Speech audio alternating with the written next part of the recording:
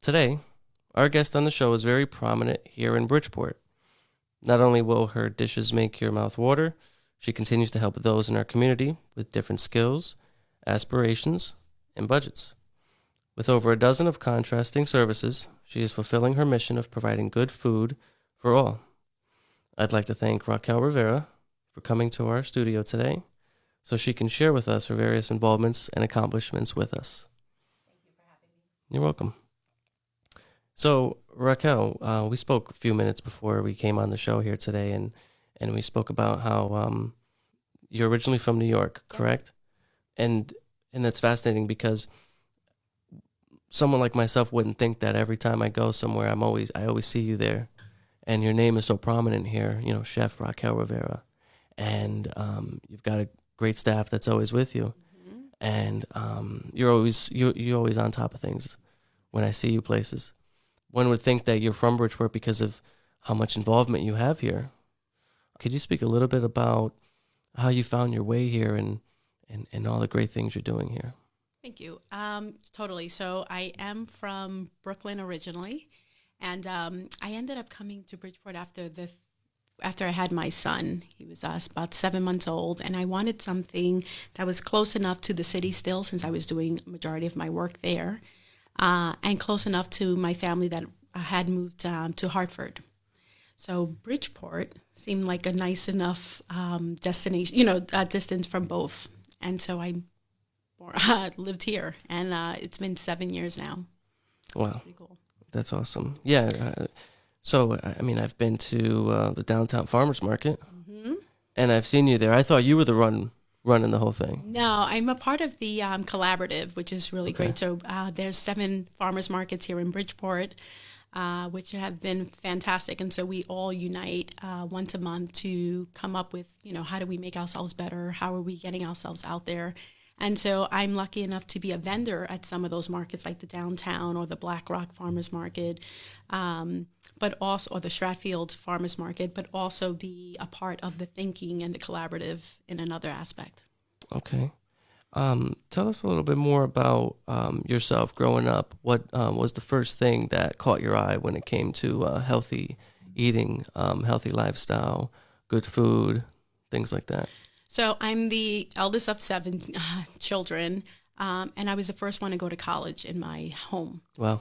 So when I went to Florida, my mom, the idea was, I lost my dad when I was very young, was to pursue something that was, you're going to be a doctor, you're going to be a lawyer, you're going to be something important, right? And so as I was going to Fordham University, I ended up having to feed myself, and really coming about how do I do that in a way that's smart? Because, college life, you're French fries and burgers and pizza, right? Really easy but high calorie food. Right. And so I wanted to learn how to eat for myself differently. And so I started doing a lot of Food Network and looking at things that way. But the problem is that it doesn't tell you the why. Why do I do things the way I do? Why do I preheat the oven, or why do I saute something? And so I enrolled in culinary school. And that was the beginning of everything. It was just, it opened up such a great opportunity for me to learn the why, but also learn about myself and the challenges about that. And so I continue to pursue, how do you cook and have clean eating, and how that actually impacts everything else. I mean, I'm Hispanic, Puerto Rican, and just thinking about, we use adobo, we use sazon, a lot of food coloring, a lot of things to our food. And how do we kind of still make it taste delicious without adding all that extra stuff? All the additives. Yep. All of the tempting foods. Yep. The relleno de papa. Yes. And everything else. That's a it's still delicious, mine. Exactly. It is, but it's everything in moderation. It's not knocking everything. That's our culture. It's delicious, but if you do that every single day, it will get to you. It will get to you, and it will catch up with you. You may not feel it now, but eventually it will catch up to you. Yeah, I hear that. So where'd you go to school in New York? I went to the Institute of Culinary Education, and then I did my externship at Le Bernardin. Okay. Can you tell us a little bit more about the where you did your externship? Yeah. So Le Bernardin is it's a very high-end, don't want to call it a seafood restaurant, but mostly fish restaurant that is surrounded by a team that is very disciplined, And Chef Raquel runs a very tight kitchen. So it was really awesome to have that background on not only delicious ingredients and fresh ingredients, but the discipline behind it to, like, the kitchen worked in a very orchestrated way, right? Everything, it doesn't matter, and that's what I've learned in working there, is that every person, whether it's from the dishwasher to the person who cleaned the floors to the executive chef, has a role. And without it, it has a domino effect, right? Like if one kind of falters, it affects everything. Yeah. So it's not just, when you look at it and you think about it in life, like, in an office job where you always have like the high boss, right? And then you're just an employee, right? You kind of look at it a little differently. But when you know that you're making things run, every one of us are important. You know what I'm saying? Like, it really has a different dynamic when you think about restaurant work. And what's the dynamic like in comparison to, say, a band? A lot of times you hear people say, well, I play in a band and I'm only paying attention to my part. It's a solo. It's almost like a solo act within a group. But in this case, you're saying it's more of like an orchestra, and that you have to be cognizant of all the other people around you. Definitely so. And just like a band, right? Like, yeah, you're focused on what you're doing and the task at hand. But if you just so happen to not pay attention to your surrounding, it won't sound the same, right? And it's the same thing. The look and feel of everything happens when everyone is doing their best. And it won't taste the same either. And it won't, exactly. Yeah, I hear you. So you've got an interesting partnership coming up this year in Bridgeport. And it would be with it's on Federal Street, and it's the Thomas E. Carroll Nutrition Center. Yep. Is there any more information you'd like to share with us? Yeah, about it's really cool and exciting because we think about, school lunch sometimes gets a bad rap, right? Unfortunately. And the idea is that how do we get people excited, mostly students, right? Our kids excited about what they're eating. And how do we make it in a way that is going to be delicious for them, but also look pleasing, right? And also provide them what they need so that they have a productive day in school, right? This comes a little bit from my background. In New York, I was fortunate enough to be invited to the White House to be a part of Mrs. Obama's Let's Move campaign. And it was just awesome just being inspired by other chefs who were in that space, also with that same hunger for feeding kids delicious food that was made from scratch. And then for 5 years, I worked at the Wellness in the Schools nonprofit, where we're training cafeteria staff to actually prepare scratch-cooked meals.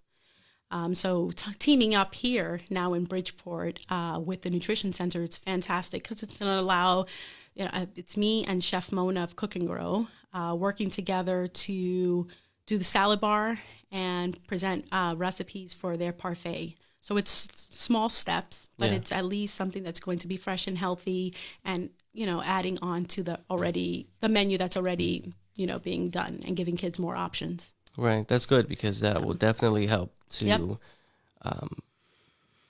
make us closer to the goal of the Let's Move campaign, which is to decrease childhood obesity by 5% by 2030. So thank you for the work that you've been putting in. And shout out to Chef Mona, by the way, too. So you've got a very active following. I've noticed Facebook, Instagram, and I saw you put up something interesting, the Kuro Obi Black Belt knife. Yeah, so gift to you. It was a gift. So my boyfriend's dad has a equally passionate, his name is Bobby, but he's equally passionate about food. And it was a really awesome gift to receive from him. Have you used it yet? Or is it I haven't. You know what it is that there's a sentimentalness now to it that makes the knife like something you just want to collect. So do you have an event in mind or a certain dish in mind that you plan on using it for? Oh, that's a good question. No, not yet, but I got to do something because he's waiting for me to kind of report back on what Review I think. Yeah. That's the first I've ever seen that. Me too. I've never seen a whole black knife like that. I know, it's pretty sexy, right? Is it? I mean, I know it's dangerous to touch the sharp edge, but have you kind of? I held it. Yeah. And just is it heavy?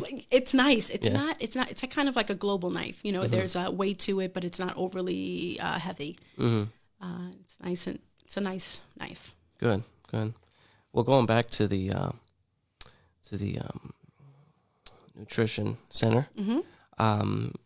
last week, I think there was an article put out about how the current administration is kind of letting schools be a little bit more loose in their and how and what they can serve. So not a good thing. But again, that's why we have people like you, chefs like you, good people in our community, being cognizant of even before changes like that, the fact that healthy eating really does affect you throughout the day. Yeah. It really does affect your mood. Mm-hmm. It does affect how you perform in all aspects of life. And if you want to be successful, it's the foundation. I mean, I know everyone remembers the food pyramid growing up and in school and everything like that, and that's a foundation. So yeah, is there anything else that you'd like to talk about that we haven't spoke about today that you thought I would ask you? I thought about the culinary training aspect. Oh yeah, perfect. Yeah. So I have been lucky enough to train some individuals. We're thinking about what it means to be in Bridgeport, right, and to actually support local. And so I've been fortunate enough to train a couple of students, and actually, as you know, like the Christmas party, right, actually have them not only be trained, but then to work with me during events, which has been fantastic. Last week, I believe we were able to do an event for Forbes magazine, which was really, really cool. Oh, that's awesome. Yeah, that's right. I did see that. And Betsy was one of the students who is now selling her own empanadas at the farmers markets. Nice. Who was able to accompany me. Right. So it's that, or Akia, who, talking about healthy eating for children. I've worked with Adam J. Lewis in preparing scratch cooked meals for children on a daily basis, which is fantastic.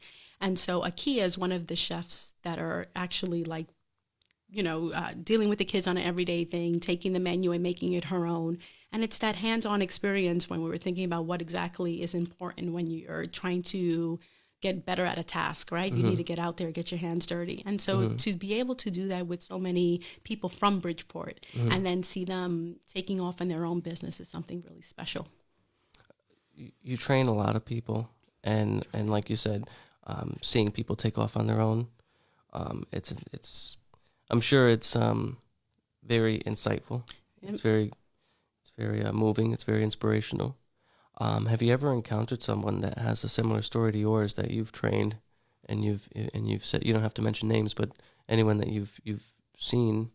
Have you ever seen yourself in anyone else, as far as story or as far as similarity? I think that's what makes me connect so easily with the students I have. I grew up, I know what food stamps is, I know what WIC is, I know what a lot of the challenges that we face in this country as a minority, as a woman, right, as just some of the things. And so when I have my students, we're not talking about people who can easily go to, the CIA or, other culinary, Johnson & Wales. We're talking about the average person who faces similar challenges and it's kind of in this rut, sometimes you think life is only in the bubble that you live in, and then someone pops that bubble and you're able to see so much further than that, right? That you wouldn't have been able to.